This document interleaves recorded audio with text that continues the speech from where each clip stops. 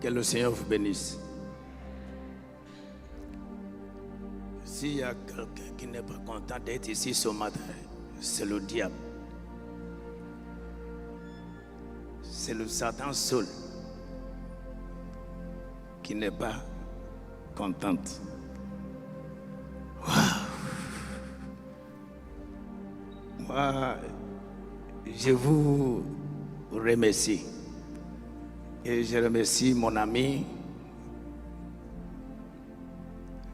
qui est mon frère Georges Amwako Prempe et son épouse.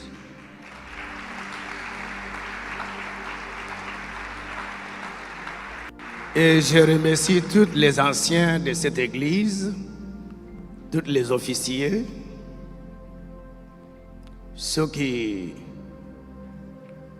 sont disposés par l'Éternel autour de mon frère pour l'aider à avancer ses grandes œuvres. Comme vous le savez déjà, mon nom est le docteur Okbaye, Dike Okbaye. Pratiquement, je peux dire que c'est presque 30 ans depuis que je suis en Côte d'Ivoire. Quand l'Éternel m'a envoyé en mission dans l'année 1996, je suis venu en Côte d'Ivoire pour démarrer une église à Koumassi. J'ai lutté avec le pouvoir des ténèbres qui ne voulait pas que l'évangile avance dans cette nation à l'époque. Moins d'1 an, on arrive à acheter nos terrains et on a commencé à construire l'église. La salle que nous construisons à l'époque allait prendre au moins 500 personnes. On a commencé la construction dans l'année 1998. Un bon matin, dans l'année 1999, je suis arrivé au chantier, j'ai vu les bulldozers qui ont tout cassé. J'étais frustré, sans savoir que le terrain qu'on avait acheté appartient au public. Ce n'était pas pour le monsieur qui nous a vendu ce terrain. On a perdu des millions. J'étais frustré. J'ai décidé de retourner dans mon pays. J'ai quitté la Côte d'Ivoire dans l'année 2000, en février, en pleurant. Je me voyais comme un échec. Je disais à l'Éternel, pourquoi tu m'as envoyé dans le pays francophone?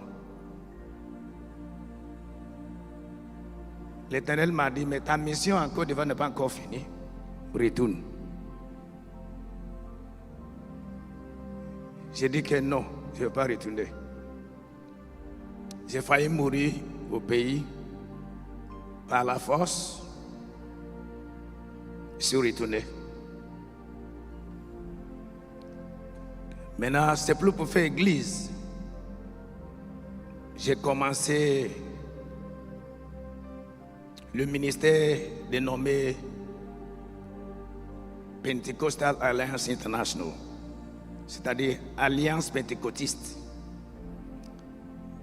qui prend les hommes de Dieu d'ici et pour aller leur faire connaître le Nigeria, connaître les églises pour prêcher dans plusieurs pulpits. C'est ce qui m'a conduit à chercher Kakou Sévérin à l'époque, Marc-Antoine, Kwame Félix et plusieurs autres hommes de Dieu, y compris Marius Niepé, église Foursquare. Aussi, j'ai fait venir en Côte d'Ivoire les autres prédicateurs de Nigeria. C'est pour continuer cette œuvre-là. Je ne faisais pas église. J'ai prêché dans plusieurs églises dans cette nation. Père à son âme, Zach Adetola, qui était mon ami. Georges Amoakon Prempeh. Dans l'année 2005, je me souviens, on était sur Bâche, là-bas, le temps que j'ai pris huile et j'ai versé sur ce terrain. Et j'ai décrété qu'il y aura ce que nous voyons aujourd'hui.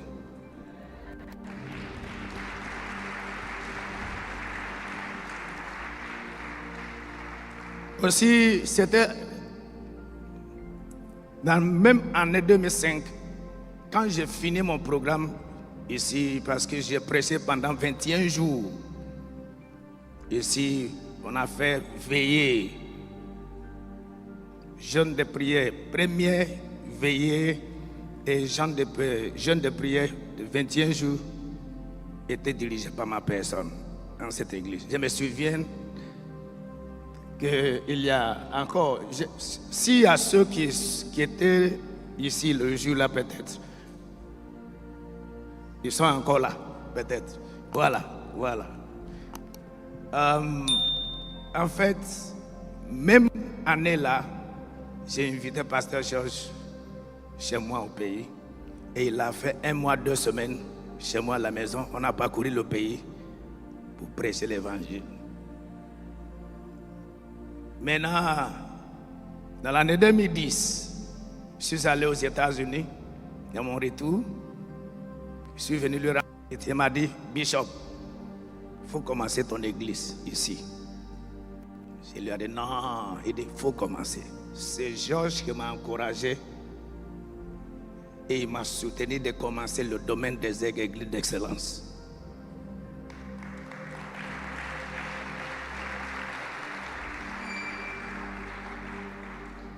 Depuis que je suis arrivé pour commencer cette église nommée le domaine des aigles,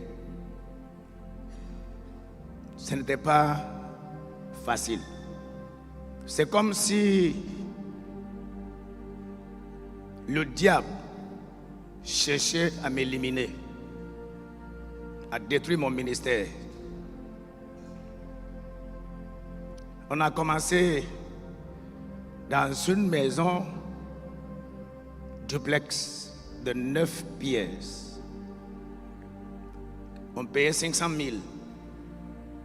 À l'époque, quelqu'un qui vient d'arriver, qui ne connaît personne. Mais par la grâce de Dieu, on a commencé cette œuvre.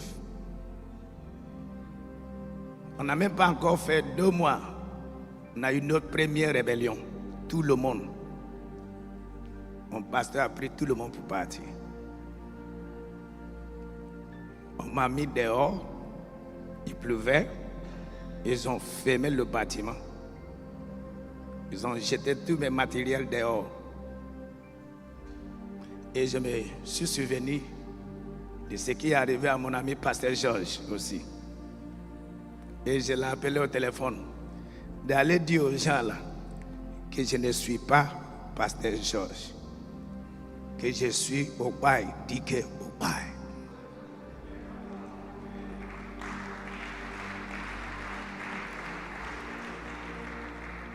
Pasteur Georges allait le voir. Même jour, il m'a fait retourner la clé. J'ai commencé avec les brigands, les voyous de la route,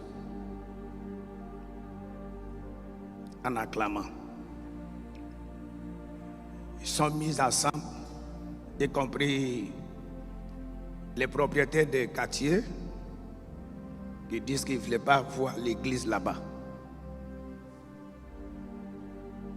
Tous les jours, les gendarmes venaient dans leur bâcher pour garer devant l'église pour empêcher les gens de rentrer.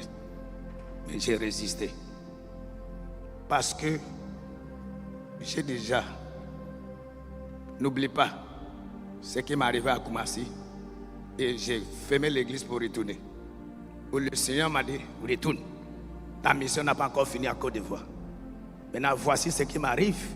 J'ai dit au Seigneur, cette fois-ci, soit je meurs ici, ou j'ai réussi. Est-ce qu'on peut dire Amen? Par la grâce de Dieu, dans l'année 2013, ils sont venus ramasser tous nos appareils. On m'a convoqué chez le procureur de la République.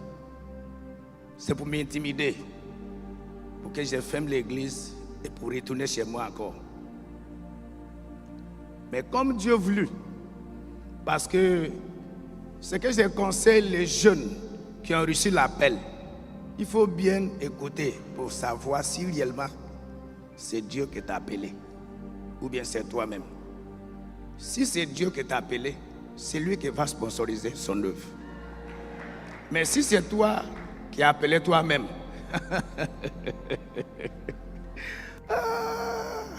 les Ivoiriens disent Yako. C'est comme ça que devant le procureur de la République, les chefs de quartier, eux tous étaient là. J'étais seul avec ma secrétaire.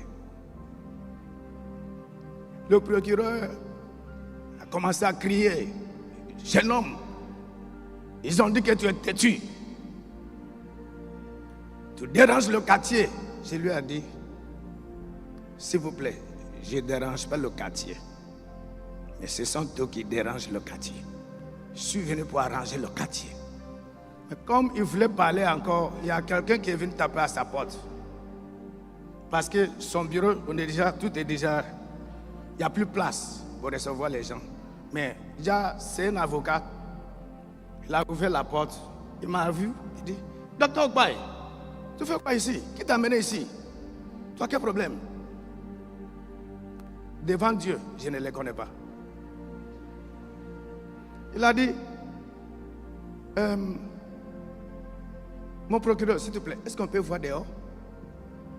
Ils sont sortis. 10 minutes après, le procureur est rentré dans le bureau. Maintenant, il a serré son visage contre eux tous là qui étaient contre moi. C'est comme ça qu'il a commencé à crier. Qu'est-ce que ce jeune homme-là vous a fait? Vous voulez qu'on ferme son église? Ce n'est pas à ma place de fermer l'église. Allez, vous sortez de mon bureau. Pasteur, allez mettre le clim dans ton église.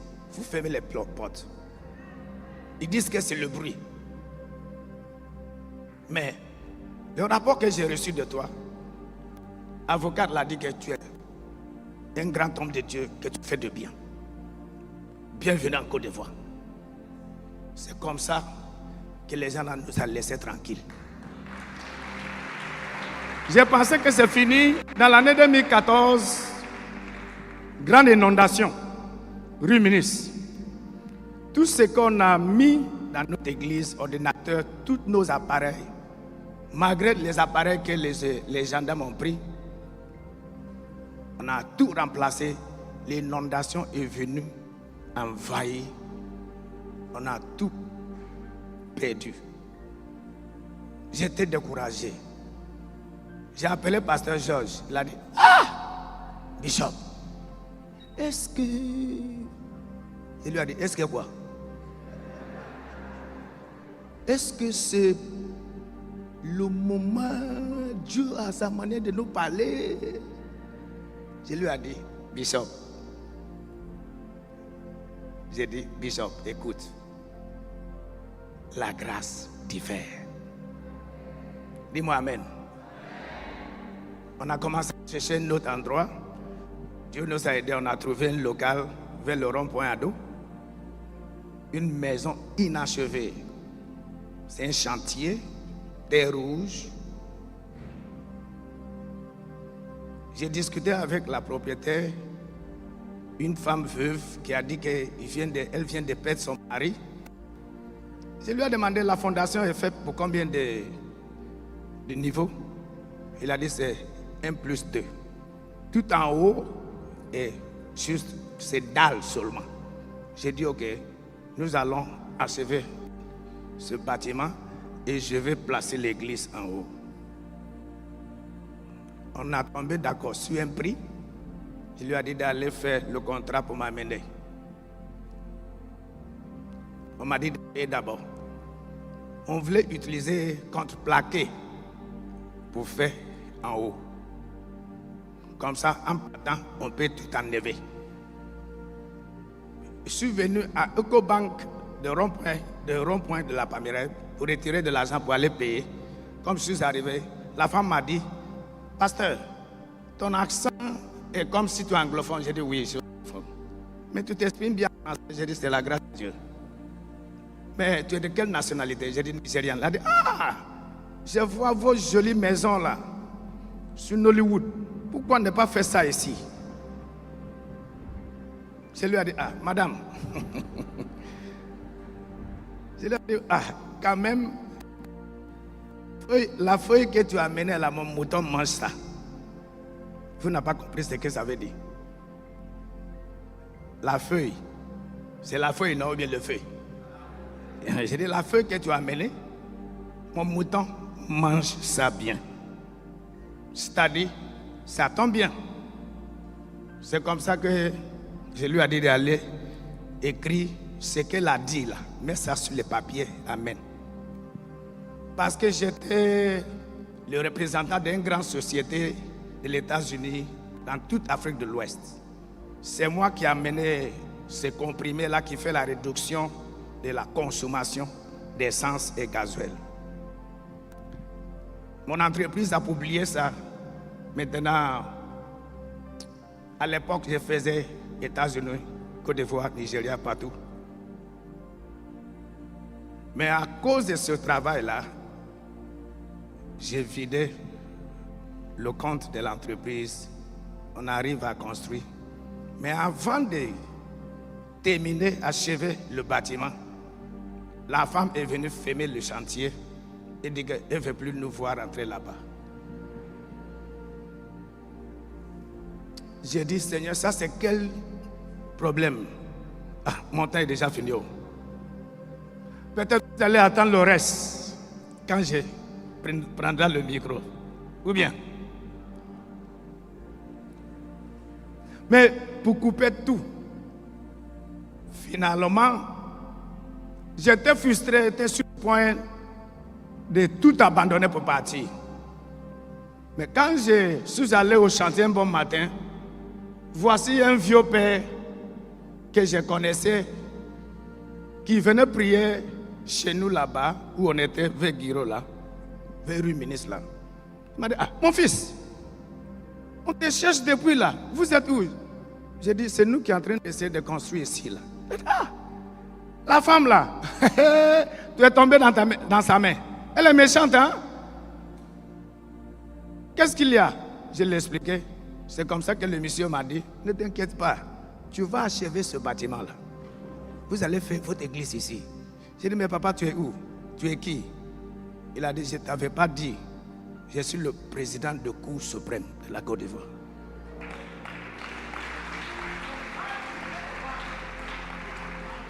C'est comme ça que le père m'a dit, achève ce bâtiment sur derrière toi.